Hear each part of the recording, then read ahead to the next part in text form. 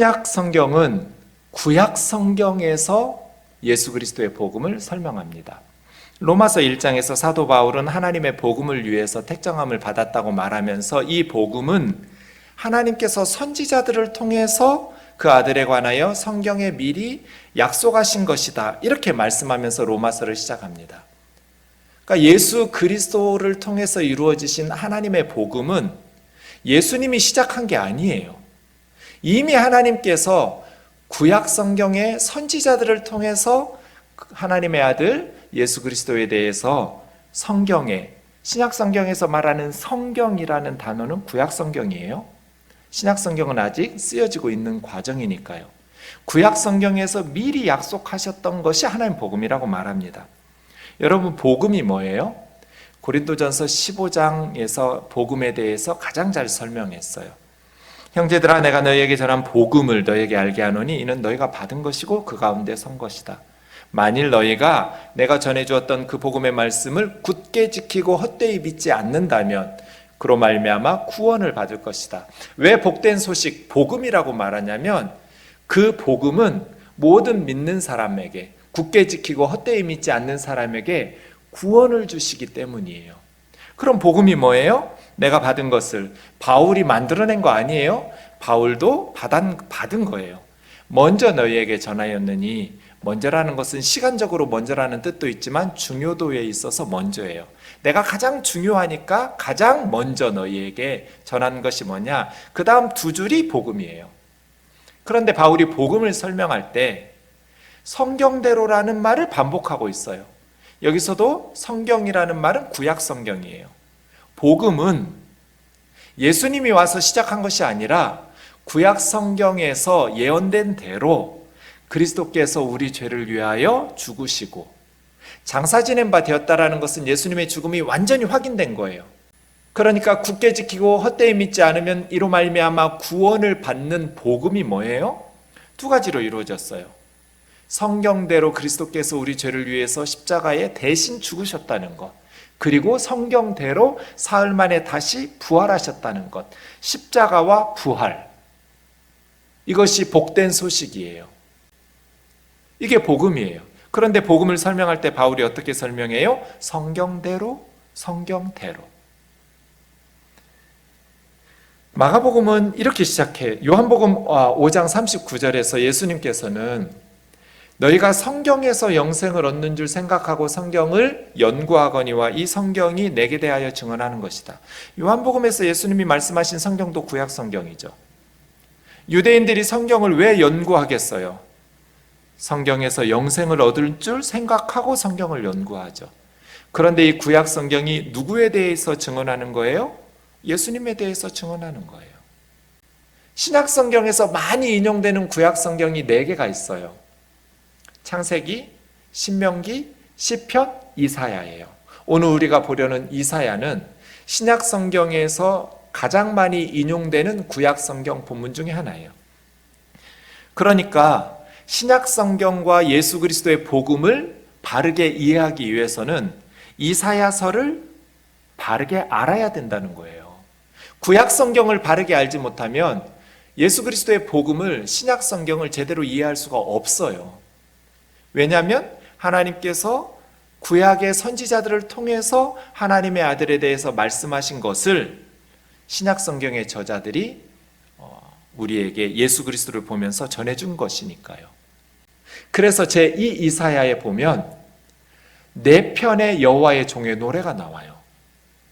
42장, 49장, 50장, 52장에서 53장 4개의 고난받는 여호와의 종의 노래가 나오면서 하나님께서는 이 여호와의 종을 통해서 하나님의 백성을 구원하신다고 말씀하세요. 그래서 이사야서에서는 이 고난받는 여호와의 종의 4개의 노래가 매우 중요해요. 그리고 이 4개의 노래 중에서 마지막 오늘 우리가 살펴볼 4번째 노래가 결론이에요. 이 4번째 종의 노래의 구조를 보니까 같은 주제가 대칭으로 배열되어 있어요. A'가 끝부분에 있고 B'가 가운데 있고 속에는 C가 들어있어요. 이런 대칭 구조가 히브리 문학에는 아주 흔한 방식이에요. 그래서 첫 번째는 종의 성공이 나오는데, 처음 시작할 때는 세상을 놀라게 하는 종의 성공이 나와요. 그런데 마지막 부분에는 하나님은 놀라지 않으시는 종의 성공이에요. 세상의 왕들과 세상의 사람들은 엄청나게 놀라는데 하나님께서는 놀라시지를 않아요. 이런 종의 성공 이야기가 나오고요. 가운데 부분에는 환영받지 못하고 학대받는 종의 내용이 나와요. 그리고 맨 안쪽에는 그 종이 우리를 치료하신다는 내용이 나와요. 우선 첫 번째 종의 성공을 보시면, 보라 내 종이 형통하리니 받들어 높이 들려서 지극히 존귀하게 되리라. 성공하고 있죠? 내 종이니까 하나님의 종이에요. 지금 하나님께서 말씀하고 계시거든요. 하나님의 종이 형통했어요. 지극히 존귀하게 받들어 높이 들리는 성공이에요. 종이 어떻게 이렇게 성공할 수 있었을까? 14절에 보시면, 전에는 그의 모양이 타인보다 상하였고 그 모습이 사람들보다 상하였으므로. 그러니까 종이 사람의 몰골이 아니에요. 너무나 상해서. 그러니까 종의 성공과 형통함이라고 하니까 굉장히 세상적인 방식으로, 와, 이 종이 막 나라들을 정복하고 부귀 영화를 누리는 그런 모습으로 성공한 줄 알았는데 그렇지 않았어요. 타인보다 상하고 사람의 모양으로 보이지 않을 만큼 종이 상했었어요. 그래서 많은 사람들이 그 종을 보고 놀랐어요. 이 놀랐다라는 단어는 오싹하게 놀란 거예요. 너무나 몰골이 흉측해가지고, 너무나 심하게 상해서 얼굴을 돌릴 수밖에 없었어요.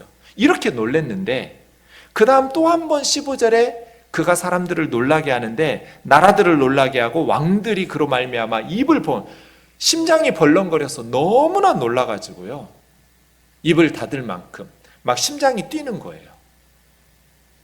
그래서 14절의 놀람과 15절의 놀람은 의미가 달라요. 원어도 다른 단어예요.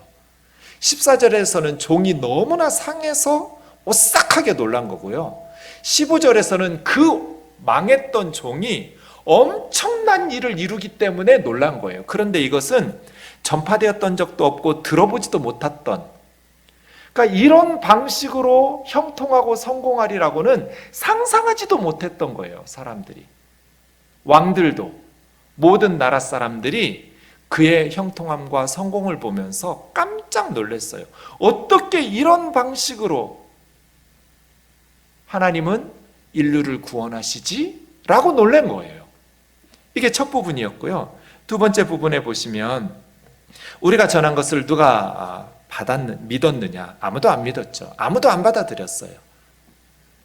여호와의 팔이 누구에게 나타났느냐? 여호와의 팔, 하나님의 능력은 종에게 나타났어요. 2절에 있는 연한 순 같은. 그러니까 여호와의 종은 아름드리 나무처럼 우뚝 솟아서 세상을 구원한 게 아니에요. 마른 땅에서 나온 뿌리나 줄기같이, 연한 순같이, 아무것도 기대할 수 없는, 저까짓 게 뭘 할 수 있을까 싶을 만큼 사람들이 아예 기대를 접었어요. 연한 순 같고 마른 땅에 나온 뿌리 같았는데 고운 모양도 없고 풍채도 없고 우리가 보기에 흠모할 만한 아름다운 것이 하나도 없었어요. 그런데 여호와의 팔이 그를 붙들었어요. 그러니까 고난받는 여호와의 종은 백성들에게 멸시를 받았지 환영받지 못했어요. 그런데 사실은 그 종은 우리가 짊어져야 될 슬픔과 고통을 짊어지신 거야. 우리는 생각하기를 그는 그의 죄 때문에 하나님의 징벌을 받아서 하나님께 맞으며 고난을 당한다고 말하고 생각했지만, 사실은 말이야, 그는 우리의 질병과 우리의 슬픔과 고통을 대신 짊어지면서 하나님께 징벌을 받는 거야. 그가 찔린 것은 우리의 허물 때문이고 그가 상한 것은 우리의 죄 때문이야. 그가 하나님의 징계를 받아서 우리가 평화를 누리고 그가 채찍에 맞아서 우리는 나음을 입었어. 그가 곤욕을 당하여 괴로울 때에도 입을 열지를 않아요. 억울하다고 하소연하지를 않아요. 마치 도수장으로 끌려가는 어린 양과 털 깎는 자 앞에 잠잠한 양같이 그 입을 열지 아니하였도다. 침묵 속에서 순종하고 있어요. 왜요? 억울할 텐데. 네, 그것이 8절 그는 곤욕과 신문을 당하고 끌려갔으나 그 세대 중에 누가 생각하기를 그가 살아있는 자들의 땅에서 끊어짐은 마땅히 형벌받을 내 백성의 허물 때문이라 하였으리요. 요것 때문이에요.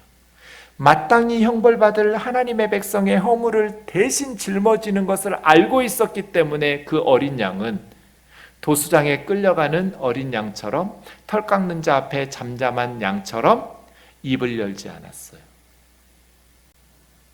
악인들과 함께 강포를 행한 적도 없고 거짓말로 사기치신 적도 없는데, 폭력을 행한 적이 없어요. 그리고 거짓말을 한 적도 없어요. 행동에도 문제가 없었고 말에도 문제가 없었어요. 아무런 죄가 없는 그야말로 의로운 삶을 사신 분이에요. 그런데 악인들이라고 정죄하면서 재판에서 불의한 재판으로 그를 죽였어요. 여호와께서 그의 상함을 받게 하시기를 원하사, 그러니까 이 종의 성공을 하나님은 놀라지 않아요. 왜냐하면 하나님이 계획하신 거니까요. 종의 죽음을, 종의 희생을, 억울한 재판을 하나님께서 계획하셨는데, 왜 하나님께서 무죄한 의로운 종이 악인으로 취급당하면서 부당하게 죽임을 당하는 것을 기뻐하시는가? 그 영혼을 의로운 종이 속건 제물로 드리고 나면 씨앗이 생겨요. 후손들과 함께 많은 백성들의 씨앗을 만들어내면서 긴 생명을 살게 될 거예요. 그의 손으로 여호와께서 기뻐하시는 뜻을 성취하리로다. 원문에 보면 뜻이라는 단어가 없어요. 하나님께서 기뻐하시는 것을 성취하기 때문에 하나님께서 원하신 거예요. 십자가는 죽음이 목적이 아니에요. 씨가 목적이에요. 씨. 십자가는 출산 작업이지 사망의 작업이 아니에요. 하나님께서는 십자가를 통해서 죽음을 목표로 삼지 않았어요. 씨, 자라라고 말하는 후손들을 만들어내는 십자가 사건이야말로 출산의 사건, 생명을 만들어내는 사건이에요. 11절이요. 그가 자기 영혼에 수고한 것을 보고 만족하게 여길 것이라. 나의 의로운 종이. 사람들에게는 악인이라고 형벌을 받아서 처형당했는데 하나님께서는 이 종을 나의 의로운 종 이렇게 부르셨어요. 사람들은 악인이었지만 하나님에게는 의인이었어요. 그래서 이 하나님의 종은 주인 되신 하나님의 말씀에 순종하기 위해서 침묵 속에서 희생되는 거예요. 억울하게 백성들의 죄를 짊어지고 입을 열지 않은 침묵 속에서 죽기까지 하나님의 사명을 감당한 거죠. 그래서 두 가지를 이루어요. 자기 지식으로 많은 사람을 의롭게 하고, 영적인 무지는 사망이에요. 사람들이 왜 지옥에 가요? 사람들이 왜 멸망하고 왜 죽어요? 무지에서 죽어요. 하나님을 몰라서 죽어요. 하나님을 아는 지식이 없어서 죽는 거예요. 망하는 거예요. 그런데 예수 그리스도께서 자기 지식으로 많은 사람을 의롭게 해요. 하나님을 알게 해서 의인이 되게 해요. 죄 사함을 받고 하나님의 자녀가 되고 의롭게 만들어줘요. 또한 그들의 죄악을 친히 담당하리로다. 하나님의 의로우신 종은 자기 지식으로 많은 사람들을 의롭게 만들 뿐 아니라 그들의 죄악을 친히 담당해서 제거시켜버려요. 이것이 하나님께서 그 종이 고난받게 하신 이유예요. 그러나 사실은 범죄자가 아니라 그는 많은 사람의 죄를 대신 담당한 것이고 범죄자인 우리들을 위해서 기도하였느니라. 이게 네 번째 여호와의 종의 노래예요. 십자가의 주님을 바라보면서 쓴 것 같지 않나요? 그런데 이 말씀은 750년 전 이야기예요.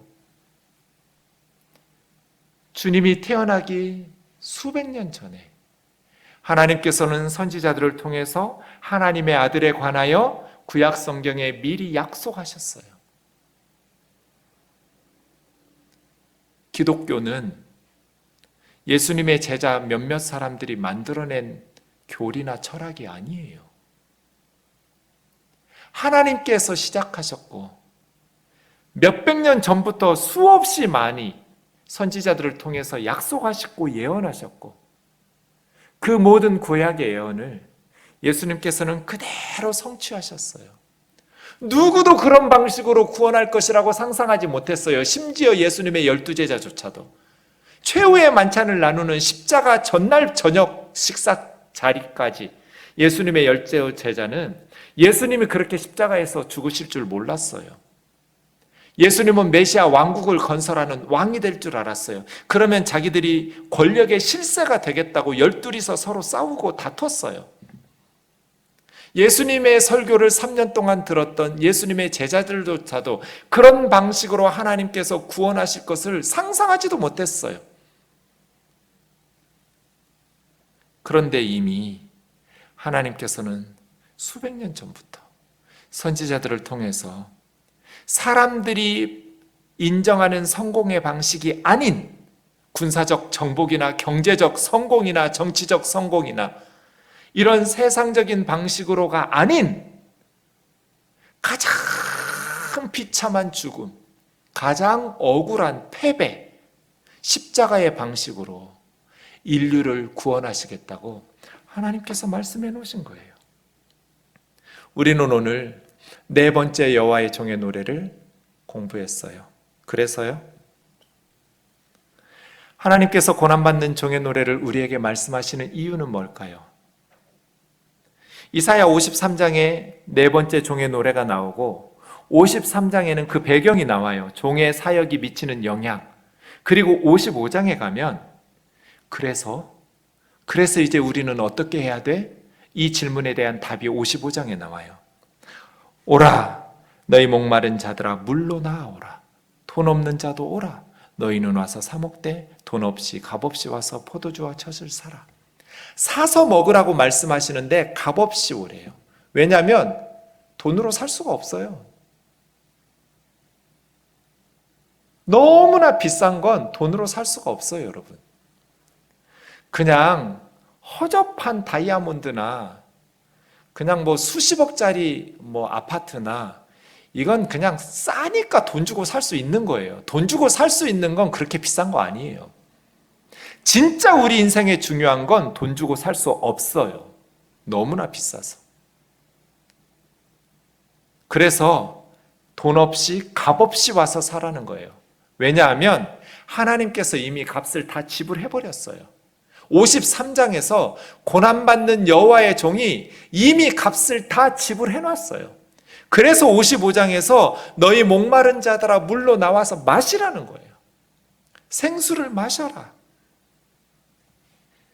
어찌하여 양식 아닌 것을 위하여 은을 달아주며 배부르게 하지 못할 것을 위하여 수고하느냐. 세상의 문제의 핵심이 뭐예요, 여러분?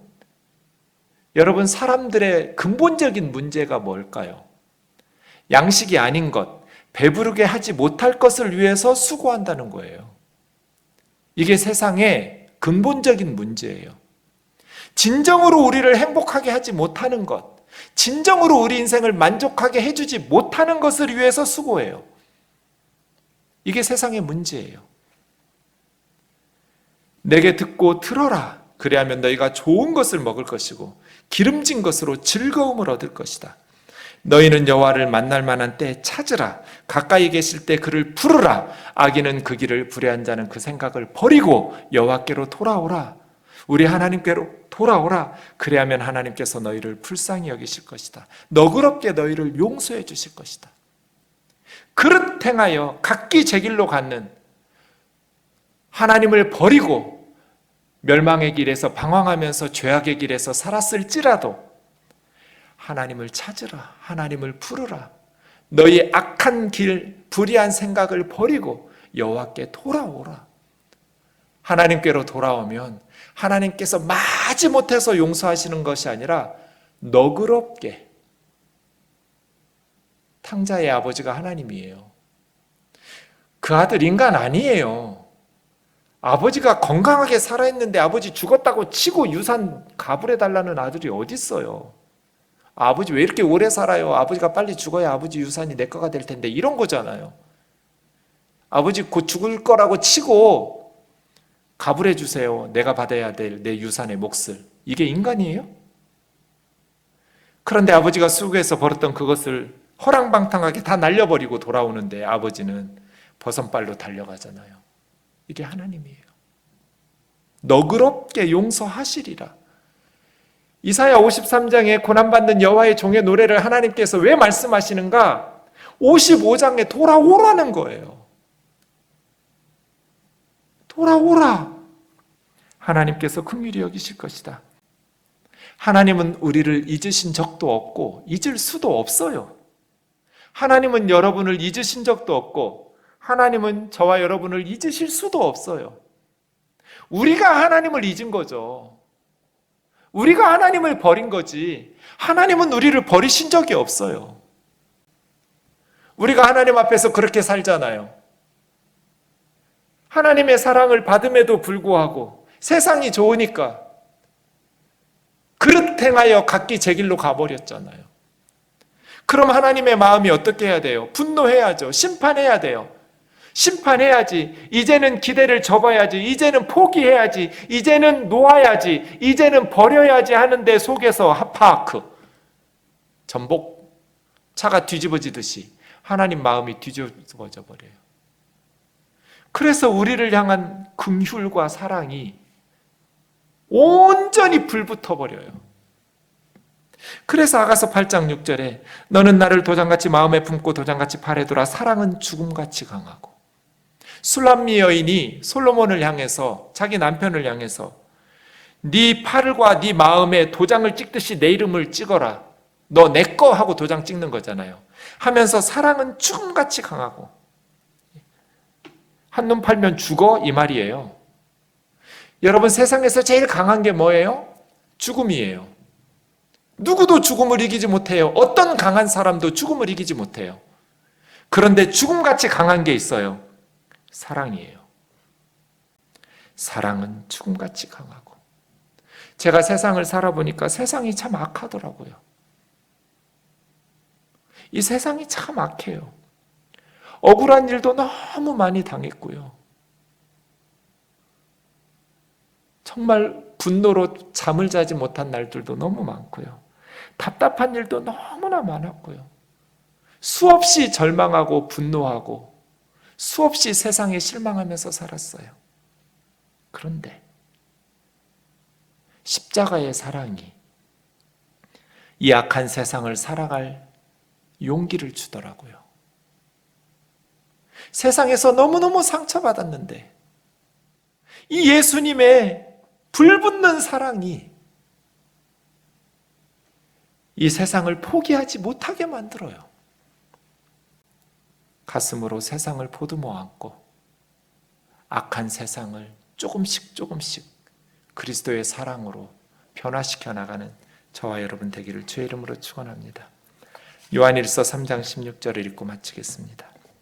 그가 우리를 위하여 목숨을 버리셨으니 우리가 이로써 사랑을 알고 우리도 형제들을 위하여 목숨을 버리는 것이 마땅하니라. 교회 다니지 마세요. 교회는 다니는 게 아니에요. 교회는 되는 거예요. 여러분이 교회가 되세요. 예수님처럼 우리도 자매 형제들을 위해서 목숨을 버리는 교회로 살아내세요.